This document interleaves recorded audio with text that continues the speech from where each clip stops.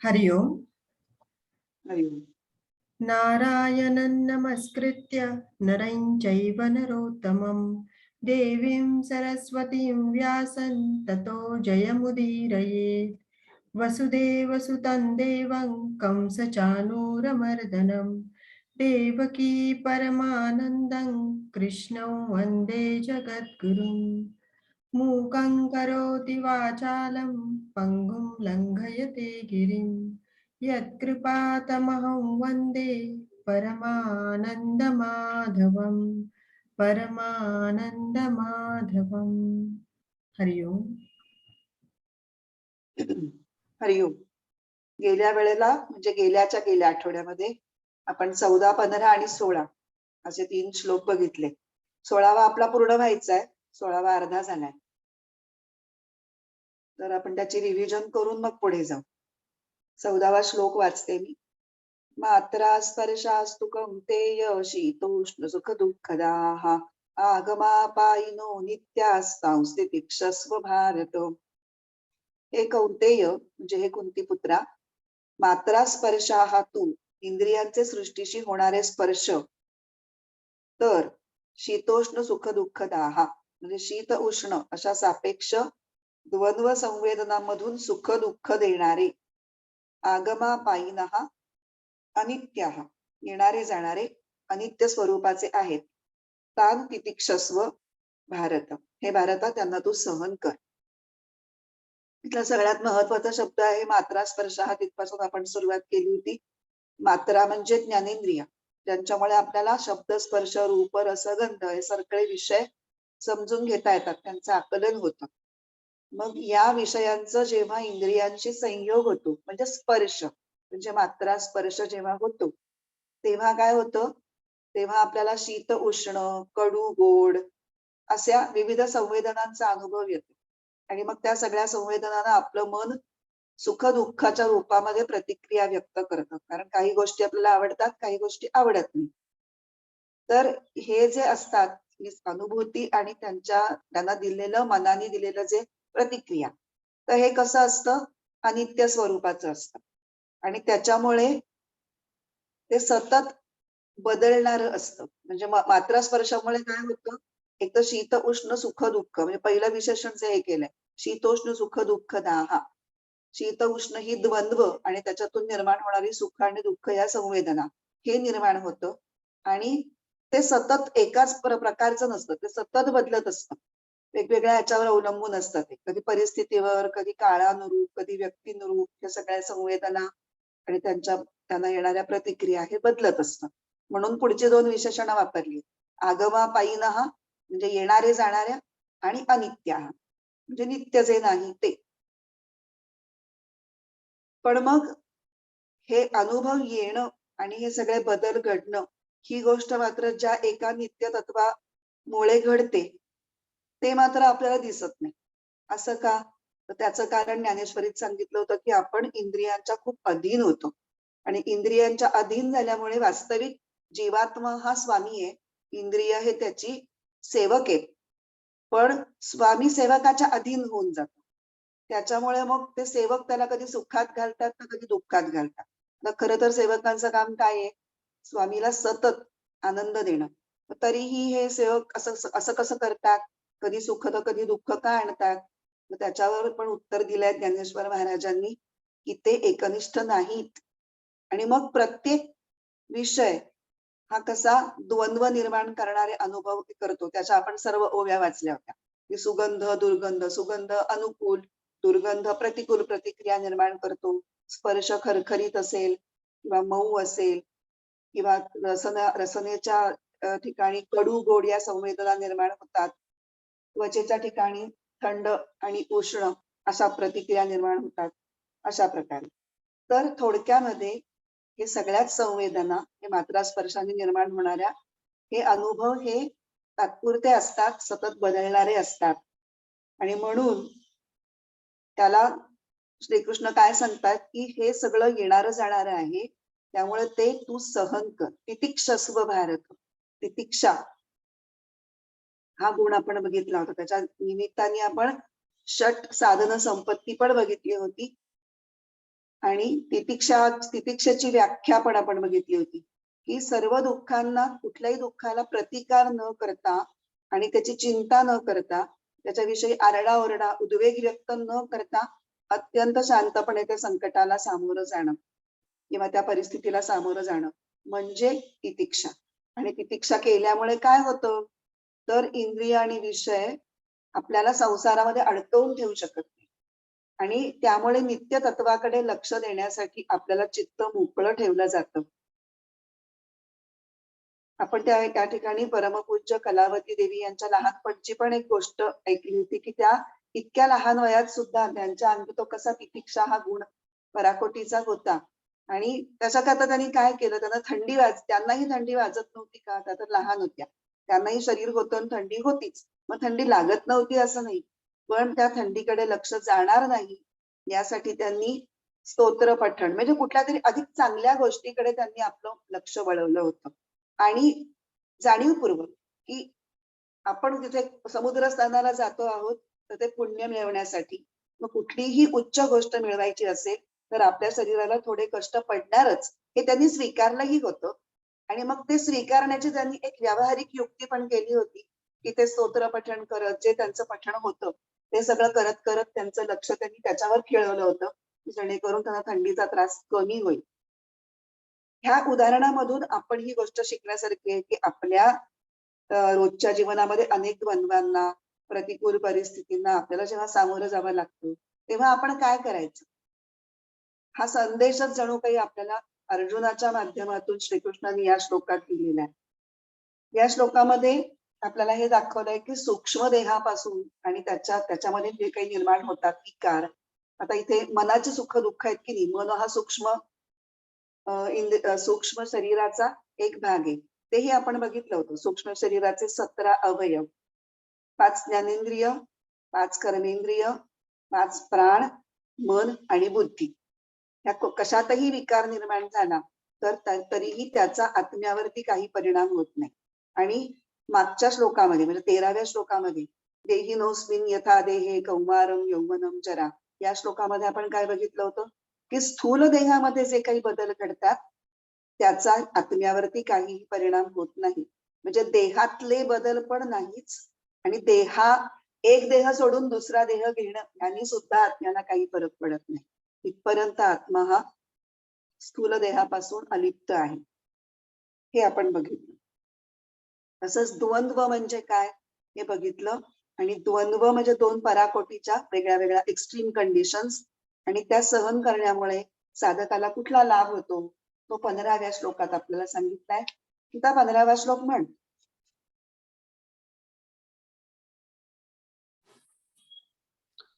यं हिनं यथयन्त्येते पुरुषं पुरुषर्षभ समदुःखसुखं धीरं सोमृतत्वाय कल्पते. आता इथे सगळ्यात महत्वाचा शब्द आहे अमृतत्व. अमृतत्व किंवा अमृत तत्व. अमृत आणि अमृत तत्व मधला आपण फरक बघितला होता. आपल्या दृष्टीने अमृतापेक्षा अमृतत्व हे जास्त महत्वाचं आहे आणि ते तत्व संपूर्ण दृश्य जगाच्या पलीकडे आहे. मग दृश्याची व्याख्या बघितली होती, जे काही आपल्याला जाणवतं, लक्षात येतं, ज्या कशाचं आपल्याला ज्ञान होतं त्या सगळ्याचा अंतर्भाव दृश्य या शब्दांनी होतो. म्हणजे फक्त वस्तू, व्यक्ती, परिस्थिती हे नाही, आपल्या मनातले विचार, भावना हे सुद्धा आपण जाणतो. फार काय आपल्याला अमुक एक गोष्ट कळली नाही, हे जे काही आपल्या एखाद्या विषयाबद्दलचं अज्ञान असतं ते सुद्धा आपण जाणतो. त्यामुळे ते सुद्धा दृश्यच आहे.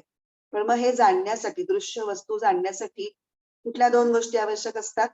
एक जिवंत असणं, जाणणाऱ्यातला जिवंतपणा आणि त्याच्यामध्ये असलेली जाणीव, त्याला आपण कॉन्शियसनेस असं म्हणतो. आणि या ज्ञानशक्ती असलेल्या जाणीवेचं जे मूळ आधार तो म्हणजे अमृतत्व. आणि ह्याचं केनोपनिषदातलं वर्णन आपण ऐकलं होतं. त्याला कानाचा कान, मनाचं मन, डोळ्याचा डोळा असं म्हटलंय. म्हणजे हे सर्व ज्ञानेंद्रियांना, मनाला शक्ती पुरवतं, हे त्याच्यातनं त्यांना सांगायचं. फक्त हे तत्व समजून घेण्यासाठी अंतःकरणाला एका वेगळ्या पातळीवरती आपल्याला विकसित करावं लागेल आणि मग आपल्याला हे अमृतत्व कळेल. मग ही योग्यता कशी मिळवायची, कुठल्या 2 गोष्टींनी मिळेल?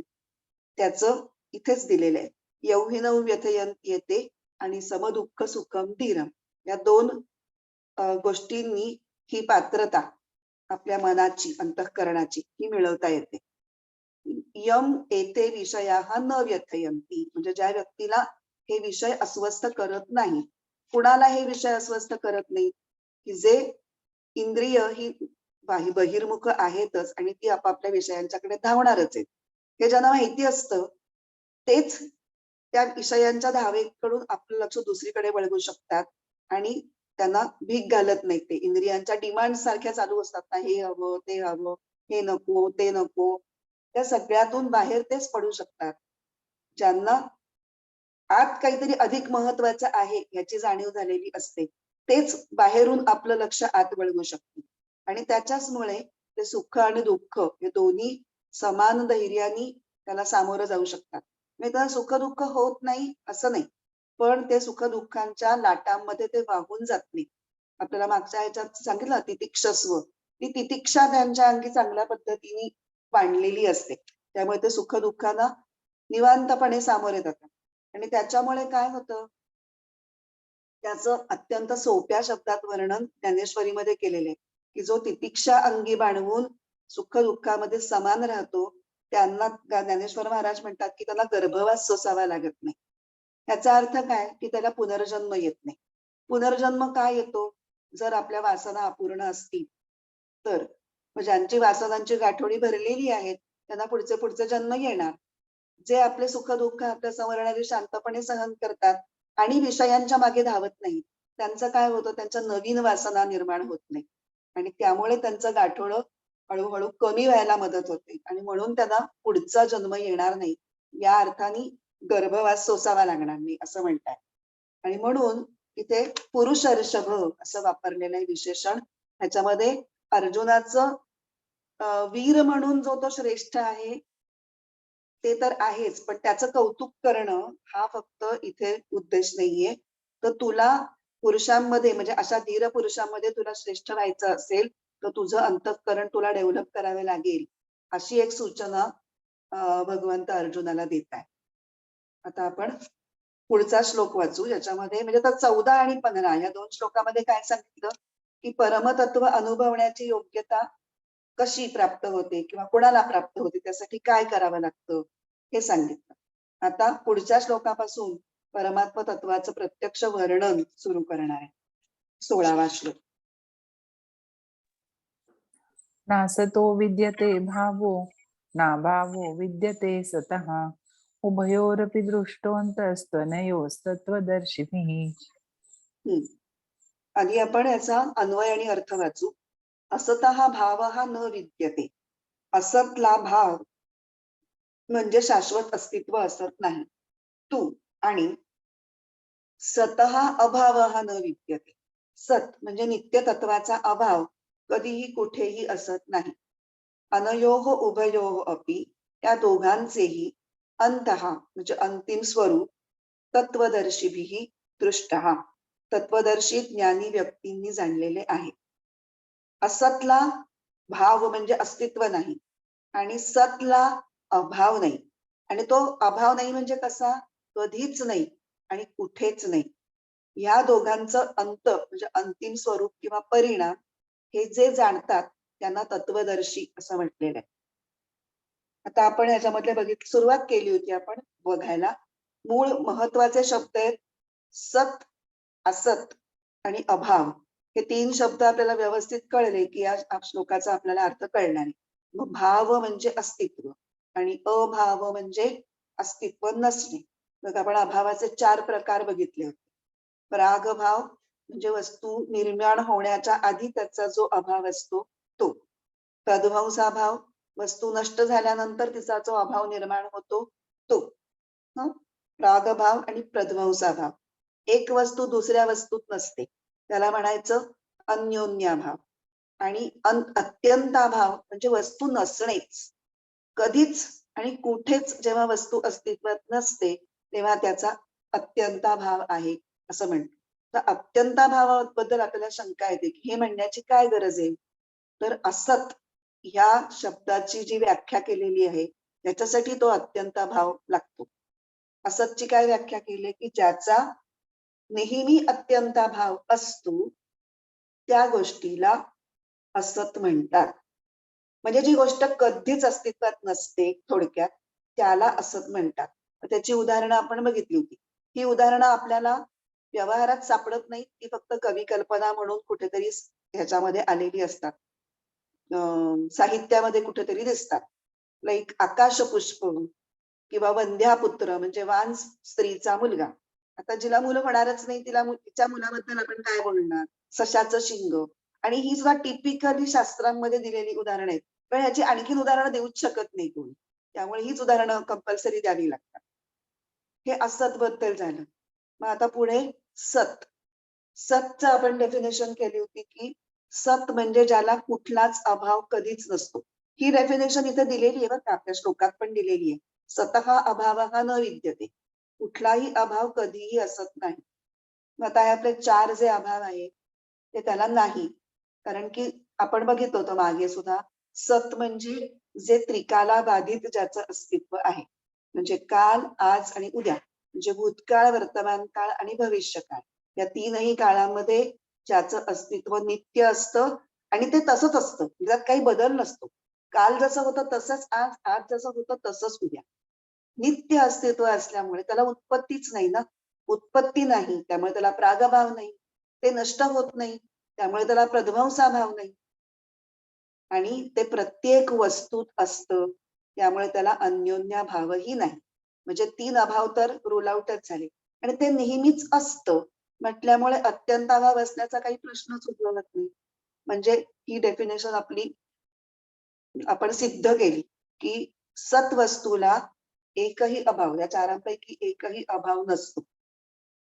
मात्र या वस्तूवर बाकी सगळ्या गोष्टींचं अस्तित्व अवलंबून असतं. ते आपण बघितलं होतं की ज्याला ज्याला आपण आहे असं म्हणू शकतो ती प्रत्येक गोष्ट या सतवरती अवलंबून आहे. त्यामुळे ते सत्तत्वाच्या असण्यावर बाकीच्या जगातल्या सगळ्या वस्तूंचं असणं म्हणजे अस्तित्व किंवा असणेपणा हा अवलंबून असतो. आणि म्हणून सत्तत्वाला काय म्हणतात? पारमार्थिक सत्ता किंवा ऍब्सोल्यूट रियालिटी. आता सत आणि असत झालं.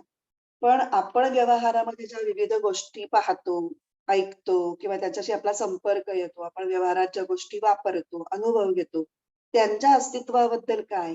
त्या या कुठल्या प्रकारात मोडतात? त्या सतमध्ये मोडतात का असतमध्ये मोडतात? असतमध्ये तर मोडणारच नाही, कारण आपल्याला अनुभव येतो, आपण त्या पाहतो. त्यामुळे असतचा प्रश्न. आता त्यांचं अस्तित्व कसं आहे याच्याविषयी आपण थोडासा आता विचार करूया. आता याला आपण हे जे 4 अभाव आहेत ते आपण लावू.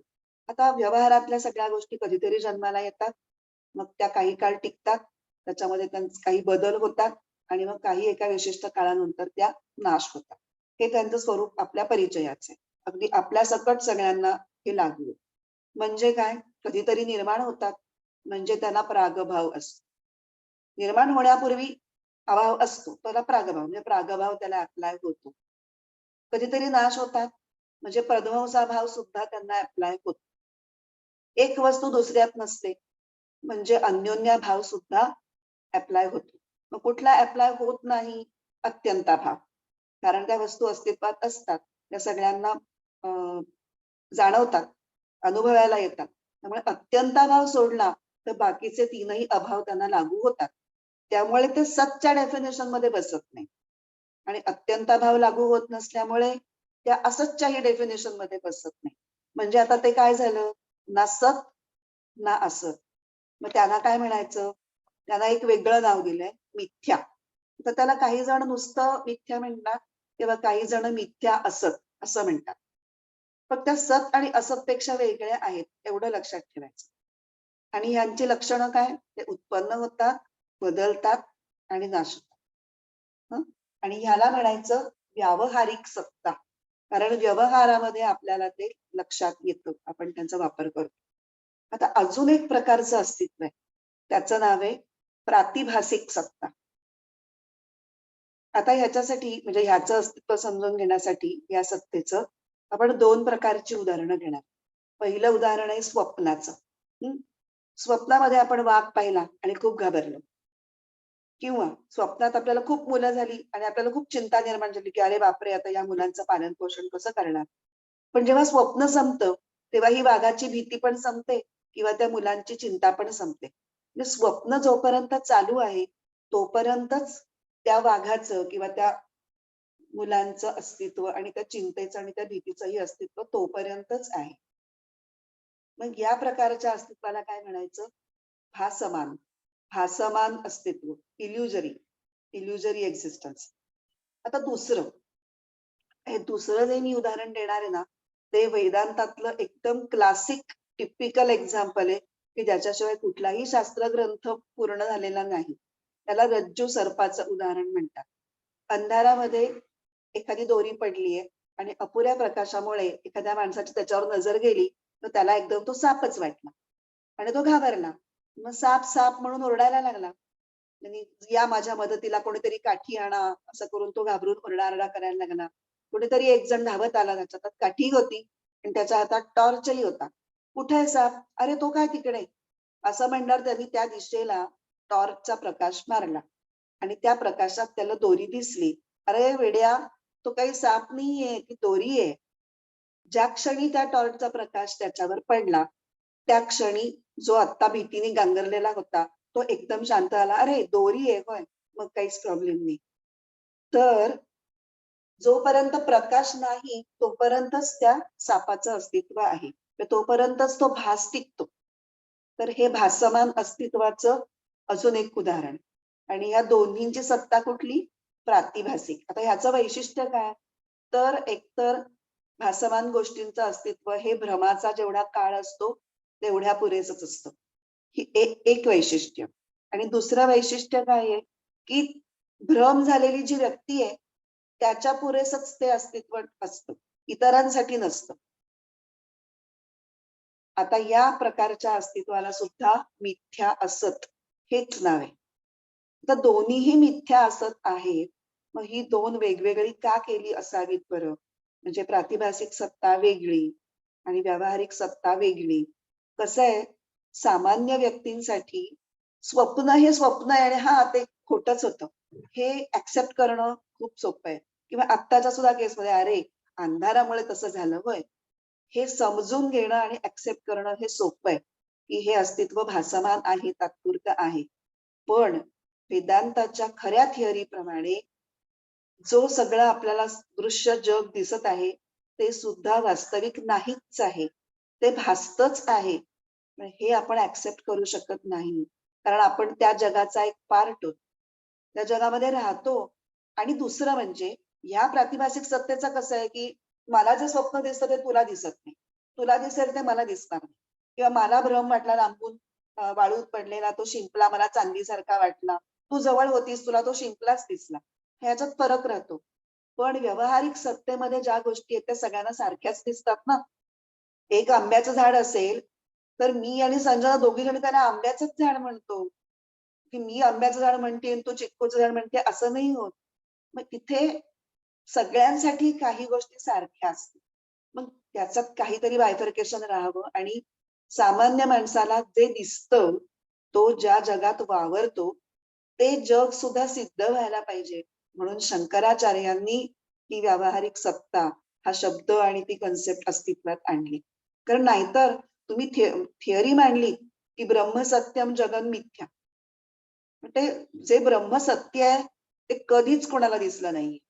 आपल्याच सारख्या सामान्य माणसांच्या भूमिकेतून मी बोलते हा. आणि जगन मिथ्या, जगाला मिथ्या म्हणताय, त्याच्यात तर आम्ही राहतोय, उठतोय बसतोय वावरतोय, सगळं काही आमचे सगळे दैनंदिन व्यवहार त्याच्या आधाराने करतोय. ते मिथ्या हे मानायचं कसं? मग तो व्यवहार सुरळीतपणे चालावा आणि सामान्य माणसाला ती गोष्ट पटावी, पचावी, म्हणून त्याला व्यावहारिक सत्ता असं म्हटलेलं आहे. पण ज्ञानीच्या दृष्टीने व्यावहारिक सत्ता आणि प्रातिभासिक सत्ता या दोन्हीही मिथ्या असत आहेत, म्हणजे एका समान पातळीवरच्या आहेत. पुढे आपण बघणार आहोत तत्वदर्शी माणसाचं थिंकिंग कसं असतं, तो काय कसा दृष्टीने विचार करतो, हे जेव्हा आपण बघू तेव्हा आपल्याला ते कळेल. मग आपण अस्तित्वाचे आता कुठले 3 प्रकार बघितले. एक तर पारमार्थिक सत म्हणजे ऍब्सोल्युटली रिअल. असत म्हणजे ऍब्सोल्युटली अनरियल, आणि मिथ्या असत म्हणजे appears to be real but actually unreal. अशी ही 3 अस्तित्व आपल्याला समजली.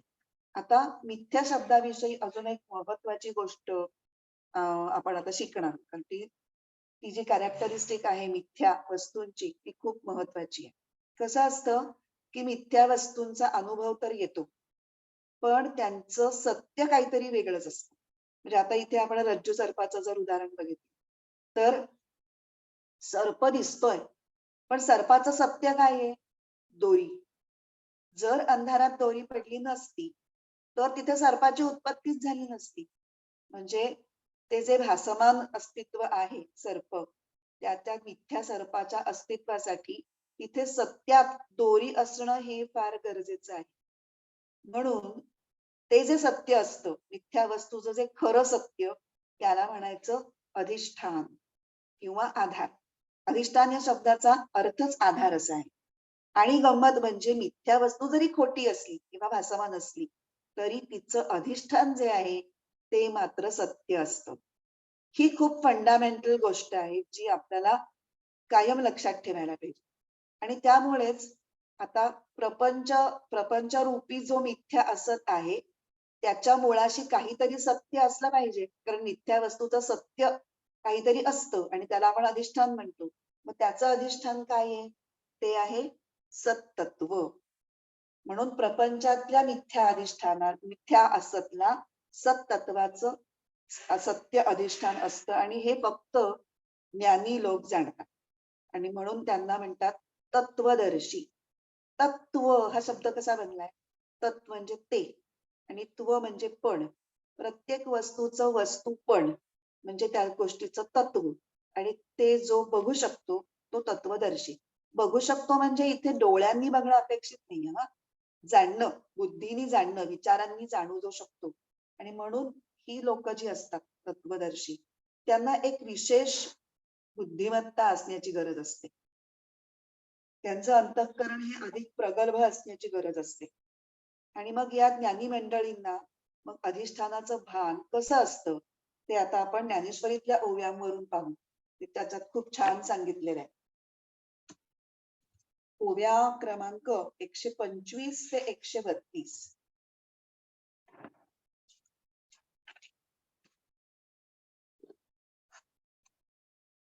आता अर्जुना काही एक सांगेन मी ऐक, जे विचारपर लोक ओळखिती. जे विचारवंत लोक ओळखतात असं मी तुला अजून काहीतरी सांगतो, ते अर्जुना तू ऐक. काय सांगतात? या उपाधी माझी गुप्त, चैतन्य असे सर्वगत, ते तत्वज्ञ संत स्वीकारिती. या उपाधीमध्ये जे चैतन्य गुप्तपणे राहतं असं जे चैतन्य आहे ते सर्वगत म्हणजे प्रत्येक वस्तूमध्ये आहे. ते तत्वज्ञ संत स्वीकारती. ते फक्त तत्व जाणणाऱ्या संतांनाच कळतं आणि ते फक्त तेवढंच स्वीकारतात. आता उपाधी विषयी आपण थोडंसं बोलू. उपाधी म्हणजे काय म्हणायचंय ना? विश्वाचा पसारा. आपण म्हटलं ना की प्रपंचाच्या मुळाशी सत्तत्व आहे. पण सत्तत्व दिसत नाही, प्रपंच दिसतो. तर सत्तत्वाला हा प्रपंच झाकून टाकतो, कारण तो दृश्य स्वरूपात असतो, कारण तो जाणवतो. व्यवहारी सामान्य माणसाला सुद्धा तो जाणवतो, आणि त्यामुळे त्याचा वापर व्यवहारात करत असल्यामुळे आपलं शरीर आणि त्याच्याशी संबंधित सगळा व्यवहार हा दिसणाऱ्या प्रपंचाशी संबंधित असल्यामुळे तो प्रपंच म्हणजे सगळ्या वस्तू या त्या सत्तत्वाला झाकून टाकतात. आणि म्हणून त्याला उपाधी म्हटलेलं आहे, कारण उपाधीचं काम हेच असतं. उपाधी की ज्या मूळ वस्तूच्या शेजारी जाते किंवा संपर्कात जाते, तेव्हा ती उपाधी त्या मूळ वस्तूचं रूप झाकून टाकते. एक स्फटिक असला आणि तो लाल कापडावर ठेवला तर तो लाल दिसायला लागतो. लाल दिसायला लागतो, तो लाल असतो असं नाही. त्यामुळे त्याचं पांढरेपण की ती लाल रंगाचं जे काही कापड असेल ती उपाधी ती ते झाकून टाकते. त्यामुळे जे नाही ते दिसायला लागतं. हा उपाधी या अर्थी त्यांना म्हणायचंय की त्यामुळे उपाधीमध्ये चैतन्य गुप्त झालेलं आहे. सर्व विश्वाच्या साऱ्या सापामध्ये रज्जू गुप्त झालेली आहे, सापाची उपाधी आहे. त्याच्यामध्ये रज्जू आहे हे कळत नाही, पण फक्त टॉर्च ज्याच्या हातात आहे, म्हणजे साधा ज्ञानाचा प्रकाश ज्याच्याकडे आहे, त्याला उपाधी वेगळी कळते आणि त्याच्यातलं खरं तत्व काय आहे ते वेगळं कळतं. म्हणून आता हे वेगवेगळ्या पद्धतीने त्यांनी एक्सप्लेन केलं. तर 3-4 उदाहरणं दिलीत की खरं आणि खोटं किंवा खरं आणि भासमान, सत आणि मिथ्या ह्याच्यामध्ये ते कसं वेगळा विचार करू शकतात. सलिली पय जैसे एक होऊनी निनले असे, परी निवडून राजहंसे वेगळे कीजे. ही राजहंसाची उपमा पण सगळ्यांची खूप लाडकी आहे, की पाणी, सलिल म्हणजे पाणी आणि पय म्हणजे दूध. पाणी आणि दूध जरी एकत्र करून ठेवलेलं असलं तरी राजहंस हा तत्वज्ञ आहे, त्यामुळे त्याच्यातलं बरोबर दूध कसं घ्यायचं हे त्याला कळतं. पुढे की अग्निमुखे किडाळ तोडोनिया चोखाळ निवडिती केवळ बुद्धिमंत. ज्यांना चोख सोनं हवंय ते काय करतात, हिणकस मिक्स केलेलं जे सोनं असतं, दागिना निर्माण करायचा असेल त्याच्यात थोडं तरी काहीतरी तांबं किंवा काहीतरी घातल्याशिवाय त्याला आकार देता येत नाही. त्यामुळे सोनं थोडं अशुद्ध केल्याशिवाय त्याच्यापासून दागिना घडवता येत नाही. पण ज्याला खरं सोनं हवंय तो काय करेल, तो अग्नीत ते तापवेल, त्यामुळे ते हीन सगळं जळून जाईल आणि फक्त चोख सोनं उरेल, जे त्याला तो ग्रहण करेल. आणि त्याच्याकरता चोख सोनं असं असं मिळवायचं ही बुद्धी पाहिजे. पुढे ना तरी जाणीवेच्या आयणी करिता दधी कडसाणी मग नवनीत निर्वाणी दिसे जैसे. ज्ञानाच्या सामर्थ्याने दुधाचं घुसळण केलं की मग शेवटी जसं लोणी दिसू लागतं. म्हणजे त्याला लोणी हे त्याचं सार आहे ना, दुधाचं सार लोणी आहे. आणि ज्ञानी लोकांना फक्त सारच हवं असतं, बाकीच्या गोष्टीत त्यांना इंटरेस्ट नसतो. त्यामुळे त्यांचा डोळा फक्त लोण्यावरती असतो. की भूस बीज एकवट उपणिता राहे घनवट तेथ उडे ते फलकट जाणू आले. बियांच्या वर, धान्याच्या वर सगळं भुस्सा आहे, त्याच्यावर फोलकट आहे, तोपर्यंत फक्त फोलपटच दिसतात, आपल्या धान्याचं कण दिसतच नाही. मग त्याची उफाडणी केल्यानंतर, चाळल्यानंतर त्याला काय म्हणतात बरं, उफाडणीच म्हणतात ना, त्याच्यावरचं असं भुसकट चोळून ते बाजूला करतात, मग ते वाऱ्याने उडवून लावतात, मग ते खालचं फक्त धान्याचे कण दिसतात. तर ज्ञानी विचाराने हे सगळं करत असतो. तैसे विचारिता निरसले ते प्रपंचू सहजे सांडवले मग तत्वता तत्व उरले ज्ञानीच. ह्या जशा क्रियांमधून आपण सार घेतो, ह्या सगळ्या व्यवहारात घडणाऱ्या गोष्टी आहेत. ताक घुसळून आपण लोणी काढणं किंवा धान्याची उफाळणी करून त्याच्यात भुसकट बाजूला करून बीज काढणं, ह्या ऍक्च्युअल करणाऱ्या क्रिया आहेत. पण ज्ञानी लोक जेव्हा प्रपंचापासून सत्तत्वाला बाजूला करून ओळखतात तेव्हा ते सगळं विचारांनी करतात. आणि त्यामुळे ते फक्त ज्ञानी लोकांनाच ते तत्व कळतं. आणि त्याच्यामुळे काय होतं, म्हणून अनित्याच्या ठाई तया अस्तिक्य बुद्धी नाही निष्कर्षू दोहीही देखीला असे. आणि म्हणून नित्य आणि अनित्य त्यांना कळतं, त्यामुळे मग त्या अनित्य वस्तूंच्या बाबतीत त्या गोष्टी आहेत अशी बुद्धीच ठेवत नाही. त्यामुळे हा सगळा प्रपंच नाही असं ते सहज म्हणू शकतात किंवा त्याच्यातनं बाहेर येऊ शकतात, विरक्त राहू शकतात. हे का ते करू शकतात, कारण हे सगळं भुसकट आहे, हे फोल आहे, हे त्यांना खरोखरी विचारांनी कळलेलं असतं. प्रत्येक वेळेला त्यांचा तो विचार त्यांच्या मनात जागृत असतो, म्हणून त्यांना तत्वदर्शी असं म्हणतात. आता आपला जो श्लोक आहे त्याच्यामध्ये अजून आपण काय बघितलं, नासतो विद्यते भावो बघितलं, नाभावो विद्यते स्वतः बघितलं आणि तत्वदर्शी, तत्वदर्शी कसं वागतात हे बघितलं. आता अजून काय लिहिलंय, उभयोः अपि अनयोः अंतः तत्वदर्शिभिः दृष्टः. उभयोः म्हणजे कोण, असत आणि असत, सत आणि असत यांचा अंत या तत्वदर्शी लोकांनी जाणलेला असतो. ह्याचा अर्थ थोडा आपण समजून घेऊ. नक्की ज्ञानी व्यक्ती काय जाणतात, सत आणि असतचा अंत, अंतचा अर्थ इथे घ्यायचा परिणाम. काय असतो सतचा परिणाम, ते हे जाणतात की असतशी जर सदैव संबंधित तुम्ही राहिलात तर त्याचा परिणाम म्हणून तुम्हाला अशांती मिळेल, आणि सतशी तुम्ही जर संबंधित राहिलात तर त्याचा परिणाम म्हणून तुम्हाला शांती मिळेल.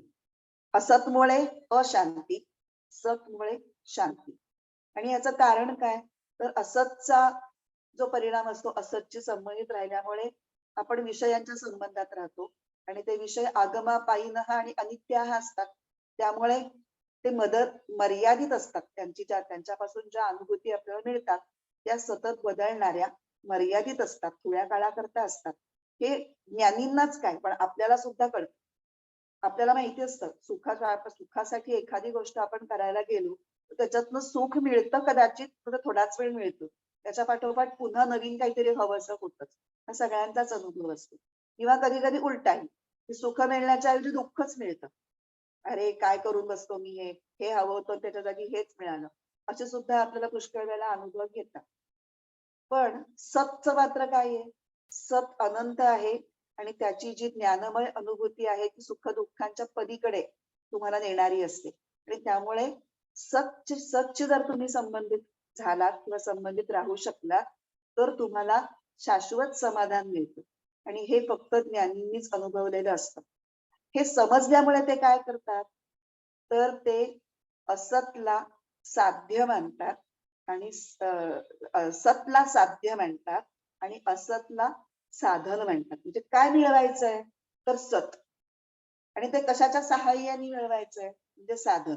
पण असत व्यक्ती, असत वस्तूंमध्ये आपण सगळ्या ह्याच्यामध्ये राहणारच आहोत, पण त्याचा उपयोग करून ते पण शरीर सुद्धा, शरीर मन बुद्धी हे सुद्धा असतच आहे. पण तीच आपल्याला देवाने दिलेली उपकरणं आहेत की ज्याच्या साधनांनी आपण साधना करून सत्तत्वापर्यंत पोहोचू शकतो. तर साधन साध्य विवेक सुद्धा या ज्ञानींचा या सत असत विवेकामुळे निर्माण होतो. आणि सतचं अज्ञान असलेल्या सामान्य व्यक्ती काय करतात, आपल्यासारख्या असतलाच साध्य मानतात आणि त्यामुळे त्या प्रपंचातच रमतात. एक गाडी असेल त्याला दुसरी गाडी हवी असते, लहान असेल तर मोठं घर हवं असतं. म्हणजे इथून तिथून सगळीकडे असतच ना, एक असत सोडून दुसरं असत, ते सोडून पुढचं. त्यामुळे आपण असत मध्ये रमतो. आणि जे तत्वदर्शी असतात ते मात्र त्याचा परिणाम जाणतात आणि त्यामुळे त्याच्यामधून ते बाजूला पडू शकतात. हा त्याच्यामधला सत आणि असत, सदसद विवेक असण्याचा उपयोग काय, तर एरवी असं नुसतंच म्हणलं की हा विषयांमध्ये काही लक्ष देऊ नका वगैरे, तर आपल्याला हा आपण ऐकू क्लास पुरेसं, पण नंतर आपलं परत तिकडे लक्ष जाणारच आहे, लागलीच लक्ष जाणार आहे.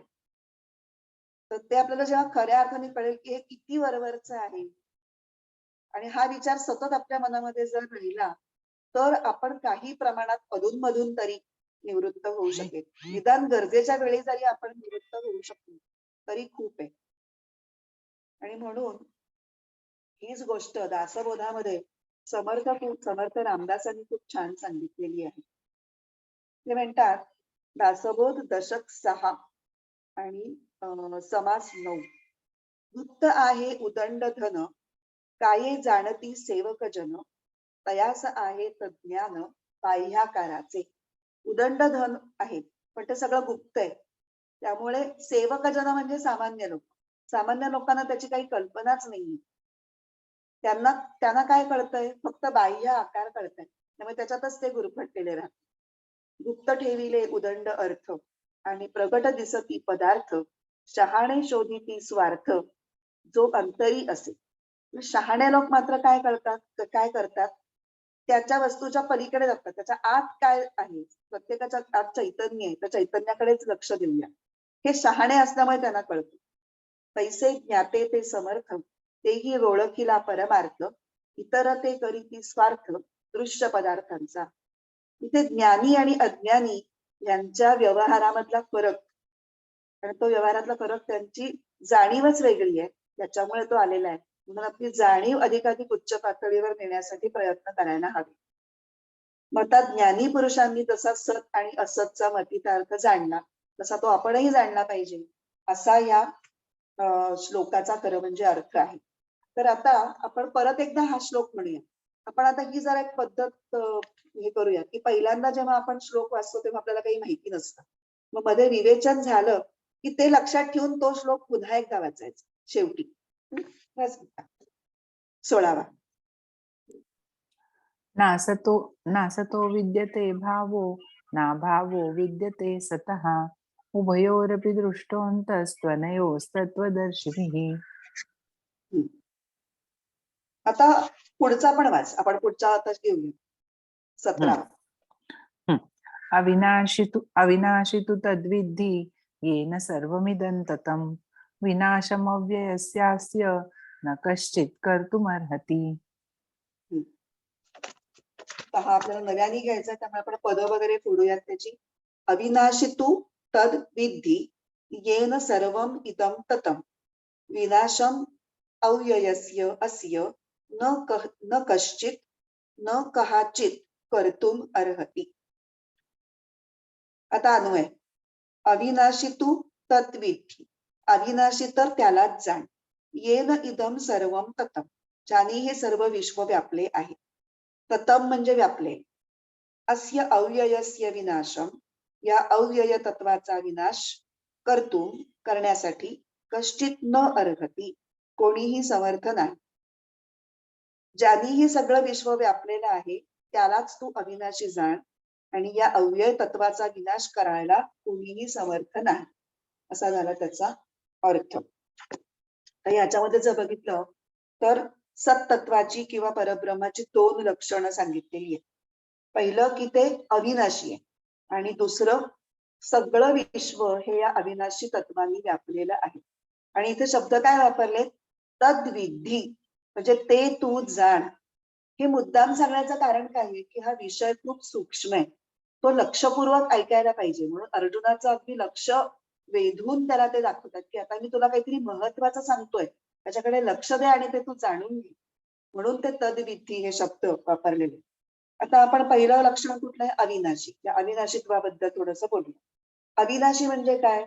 ज्याचा कोणत्याही प्रकारे नाश होत नाही, म्हणजे त्याचा संपूर्ण नाशही होत नाही आणि त्याचा थोडासा पण नाश होत नाही. थोडासा नाश म्हणजे काय?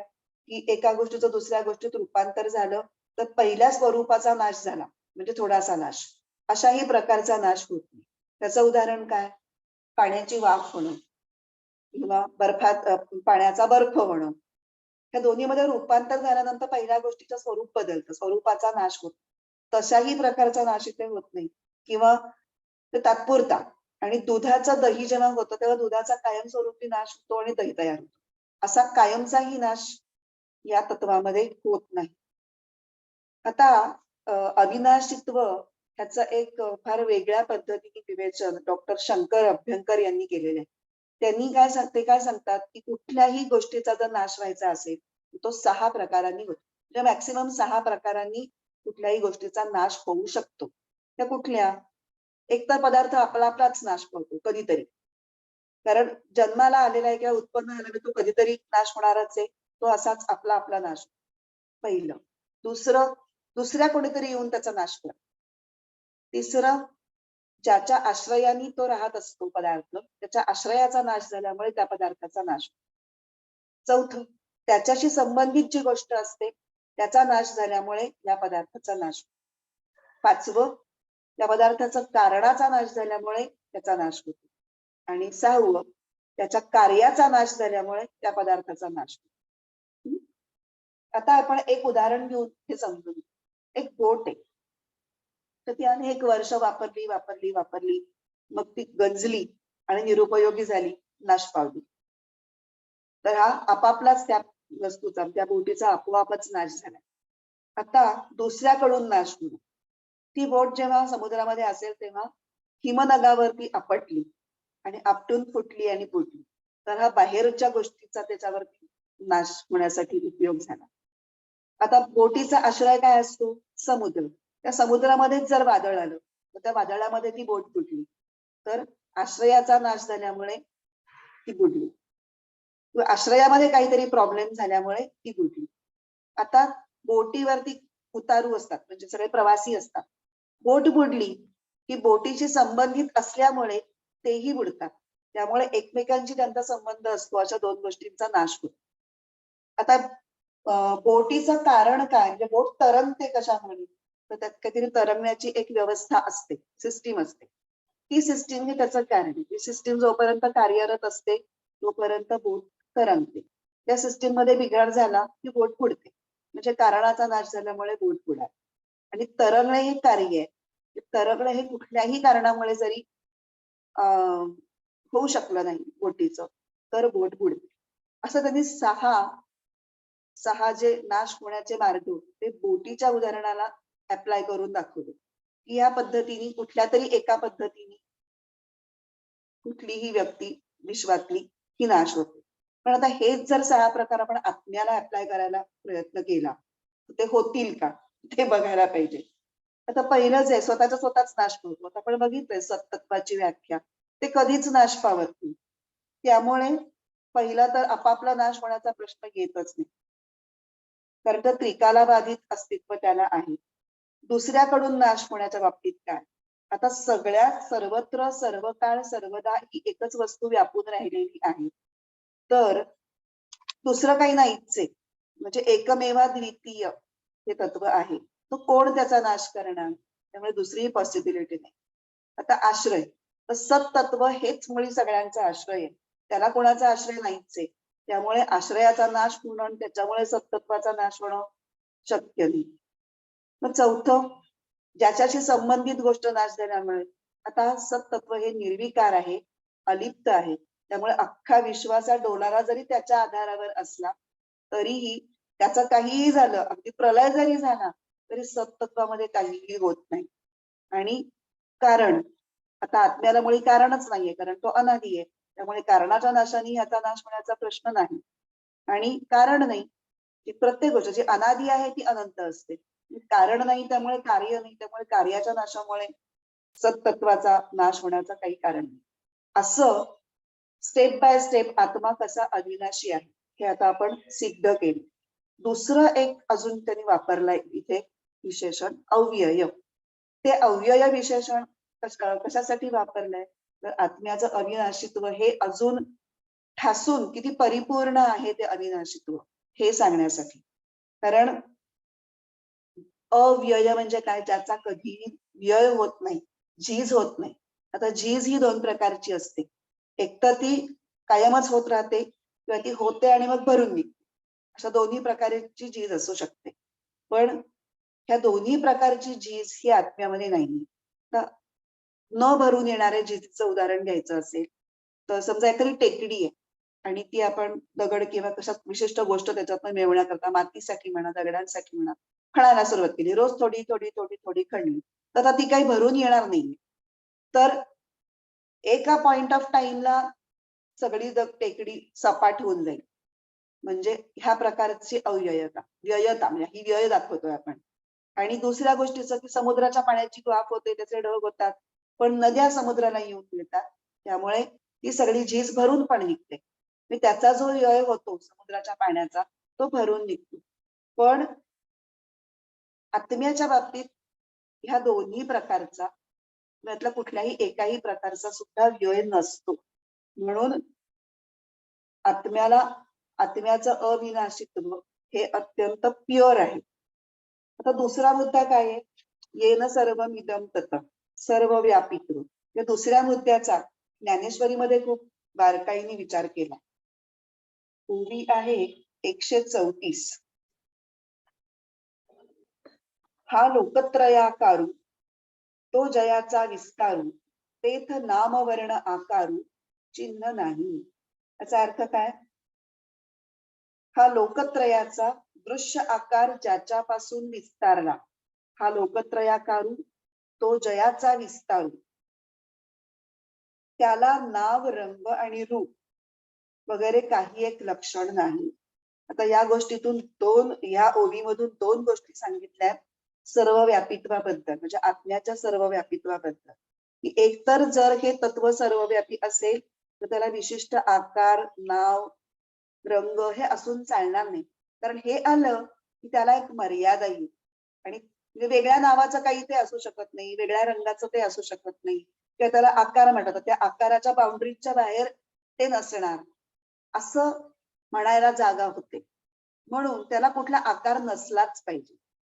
त्याला ना आकार आहे, ना वर्ण आहे, ना नाम आहे, नाम रूप हे सगळं त्याच्यामध्ये नसतं. नसलं तरच ते तत्व सर्वव्यापी होऊ शकेल असं म्हणायचं. आणि दुसरे शब्द काय वापरले, तो जयाचा विस्तार.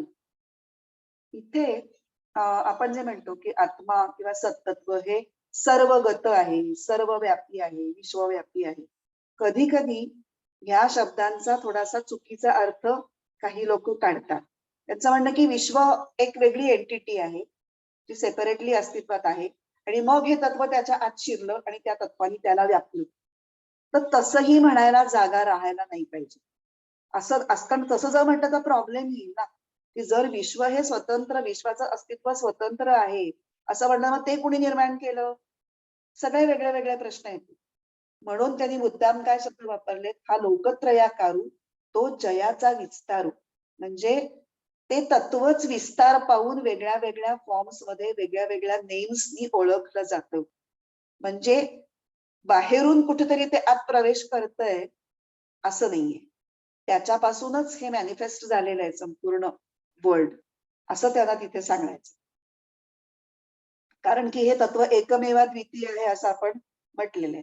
आता पुढची ओवी आहे, जो सर्वदा सर्वगतू जन्मक्षयाती तू तया केलिया ही घातू कदा नो हे. हे कसं आहे, सर्वदा, इट इज ऑलवेज देअर, सर्वगतू म्हणजे प्रत्येक वस्तूमध्ये गेलेलं आहे आणि जन्म आणि क्षय म्हणजे नाश ह्याच्या पलीकडे आहे. त्यामुळे ह्याचा घात करायचा म्हटला तरी सुद्धा कोणीही करू शकणार नाही. कारण हे तत्व सर्वव्यापी आहे म्हटल्यानंतर समजा घात करणारा कोणी एक असेल तर त्याच्यामध्येही ते तत्व आहे. तो घात करण्यासाठी जे साधन वापरेल त्याच्याही मध्ये ते तत्व आहे, तर ते शेवटी उरणारच आहे. त्यामुळे त्याचा घात होऊ शकणार नाही. अशा प्रकारे आत्म्याचं सर्व व्यापित्व सुद्धा या ओव्यांमधून खूप छान पद्धतीने एक्सप्लेन झालेलं आहे. आणखीन काय इथे म्हटलंय, विनाशम अव्ययस्य अस्य. अस्य शब्द वापरलाय. अस्य म्हणजे ह्याचा. आता इथे जवळ आहे ही वस्तू हे दाखवण्याकरता अस्य हे सर्वनाम वापरले. ते कुठेतरी दूर नाहीये, ते खरं म्हणजे आपल्या आतच आहे. म्हणजे प्रत्येकाला स्वतःच्या अस्तित्वाची एक जाणीव असते, हो की नाही? तर ते आपल्याला स्वतःला जी स्वतःच्या अस्तित्वाची जी जाणीव असते तेच शरीरामध्ये ज्या सत्तत्वाचा जो भाव आहे त्याची खूण आहे ती. म्हणजे परिवर्तनशील शरीरामध्ये न बदलणाऱ्या तत्वाची ही जाणीव सदैव जागृत असते, म्हणून सर्व व्यापित्वही सिद्ध होतं. आता आपण हा श्लोक त्याच्यातले सगळे आपण कव्हर केले. अविनाशित्व, सर्व व्यापित्व, अव्यय आणि अस्य, आणि कोणीही याचा विनाश करू शकत नाही. तर सर्व हे समजून घेऊन आपण हा परत एकदा श्लोक वाचूया. अविनाशी तु तद्विद्धि येन सर्वमिदं ततं विनाशमव्ययस्यास्य न कश्चित् कर्तुमर्हति. आता आपण 18व्या श्लोकाची थोडीशी सुरुवात करून घेऊ. 5 मिनिटं आहेत. 18वा श्लोक पण वाच. जय अंतवंत इमे देहा नित्यस्योक्ता शरीरिणः अनाशिनो प्रमेयस्य तस्माद् युध्यस्व भारत. अंतवन्तः इमे देहाः नित्यस्य उक्ताः शरीरिणः अनाशिनः अप्रमेयस्य तस्मात् युध्यस्व भारत. अनाशिनः अप्रमेयस्य नित्यस्य शरीरिणः. शरीरी म्हणजे आत्मा. त्या आत्म्याची 3 विशेषण आहेत. आत्म्याचं म्हणून बाकीची पण 3 विशेषण षष्ठीमध्ये. अविनाशी, अप्रमेय म्हणजे अगम्य, जाणलं जाऊ न शकणार, आणि नित्य, अशा आत्म्याचे इमे देहाः हे देह अंतवंतः उक्ताः नाशिवंत म्हटले आहेत. तस्मात् हे भारत युध्यस्व, म्हणून हे अर्जुना तू युद्ध कर. इथे उक्ताः असं म्हटलेलं आहे, म्हणजे शरीरी जे आत्म्याचे देह हे नाशवंत आहेत. आता कसं आहे, मागच्या श्लोकामध्ये सत्विषयी सांगितलं होतं 17व्या. इथे असत विषयी पण सांगतायत.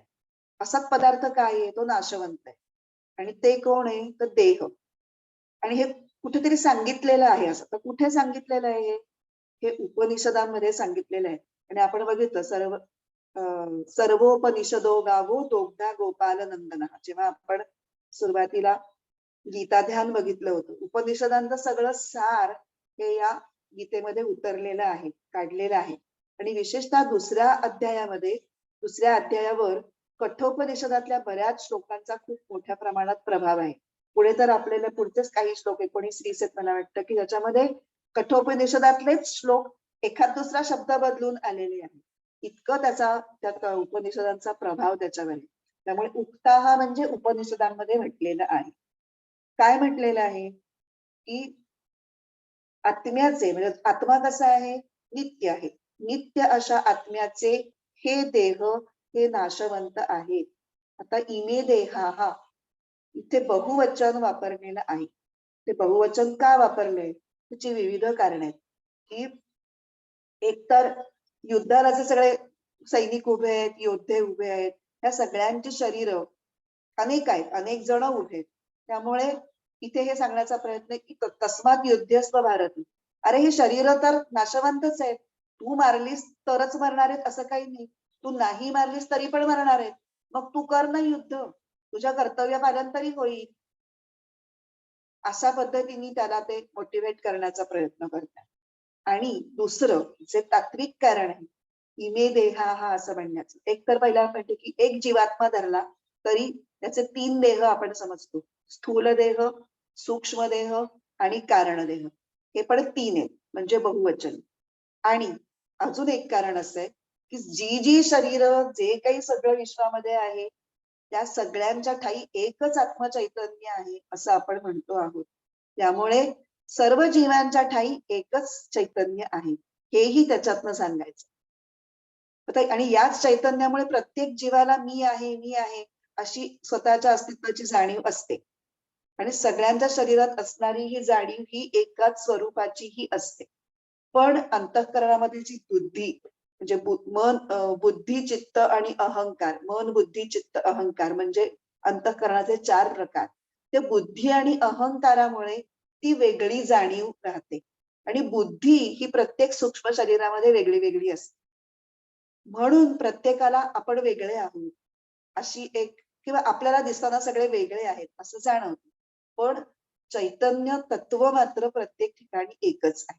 म्हणून इमे देहा हा असं वापरलेलं आहे शब्द बहुवचनी.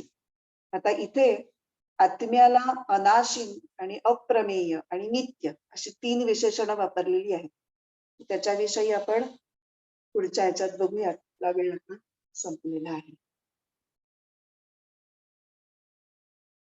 कुणाला विचारायचंय का काही? काय झालं, आजचा 16व्याचं जरा एक्सप्लेनेशन थोडस कन्सेप्च्युअल असल्यामुळे थोडा जास्त वेळ त्याच्यामध्ये गेला. काही जे त्याच्यात जास्त सांगण्यासारखं असतं त्याला वेळ जास्त लागतो. तर मला वाटलं होतं की किमान 18वा श्लोक तरी आज पूर्ण व्हावा. ठीक आहे, हरकत नाही. प्रार्थना म्हणूया. ओम पूर्णमद पूर्णमिदं पूर्णात् पूर्णमुदच्यते पूर्णस्य पूर्णमादाय पूर्णमेवावशिष्यते. ओम शांती शांती शांती. हरिः ओम. श्री गुरुभ्यो नमः. हरिः ओम.